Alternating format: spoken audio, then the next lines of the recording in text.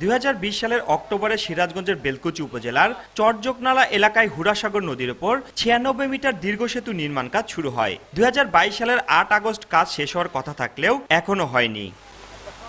সঠিক সময়ে সেতু নির্মাণ না হয় ভোগান্তিতে উপজেলার অন্তত 15টি গ্রামের বাসিন্দা বাধ্য হয়ে ঝুঁকি নিয়ে খেয়া নৌকায় হুড়াসাগর নদী পারাপার হতে হচ্ছে তাদের। এছাড়া কৃষিপণ্য সহ বিভিন্ন মালামাল পরিবহনেও পোহাতে হচ্ছে ভোগান্তি। প্রায়ই নদীতে ঘটছে নৌকাডুবি সহ ছোট বড় দুর্ঘটনা।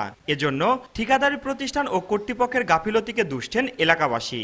আমাদের যাতায়াতে অনেক সমস্যা হচ্ছে, তারপরে যারা সাঁতার পারে না তাদের জন্য এটা জীবন ঝুঁকির মধ্যে পড়ে। অনেক জায়গা ঘুরে বেলকুচিতে আমাদের যাতায়াত করতে হয়। উপজেলার সাথে আমাদের যোগাযোগ ব্যবস্থাটা খুবই কষ্ট। যারা এই ব্রিজের কর্মকাণ্ড আছে তারা তত তাড়াতাড়ি ব্রিজটা কমপ্লিট করলে আমাদের সুবিধাজনক হয়। তবে আগামী ডিসেম্বরের মধ্যে সেতুর কাজ শেষ করার আশ্বাস এলজিডির। অফিসিয়াল কারণেই সময়টা গেছে, সেই কারণে ওই সময়টাতে আসলে ঠিকাদারের আমরা দোষ দিতে পারছি না। সেই সমস্যাগুলি অলরেডি ওভারকাম করে ফেলছি। এখন আমরা যে পর্যায়ে আছি আর সমস্যা হওয়ার কথা না। আমরা বাই ডিসেম্বর ইনশাল্লাহ শেষ করে দিচ্ছি। এলজিডির তথ্য মতে হুড়াসাগর নদীর উপর সেতু নির্মাণে ব্যয় ধরা হয়েছে 9 কোটি 28 লাখ টাকা। রিঙ্কু কুণ্ডু, সময় সংবাদ, সিরাজগঞ্জ।